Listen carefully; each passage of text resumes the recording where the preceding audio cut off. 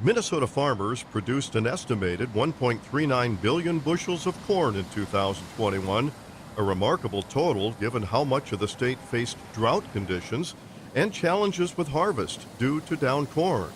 As growers prepare for the 2022 season, University of Minnesota Extension corn agronomist Jeff Coulter says one of the key factors determining yield is the seed that goes in the ground.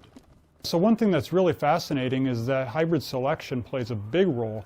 There can be a range in like 40 bushels per acre or more among hybrids that are commercially available. So the hybrid that you select to plant is very important in what your yield is going to be.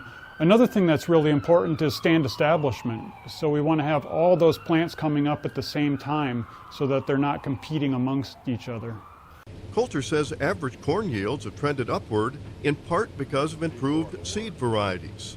But just with hybrid improvement alone, we're getting about almost 2 bushels per acre per year of a yield improvement. So it's important to stay on top of, being up to date with the hybrids that you're using so that you can be taking advantage of that continuous yield improvement.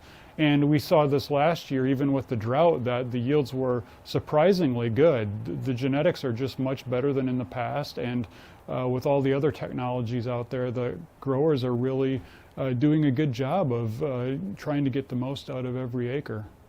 Input costs have been rising for months. A recent study supported by the National Corn Growers Association showed that the cost of anhydrous ammonia increased by $688 per ton from the end of 2020 through the end of October of 2021.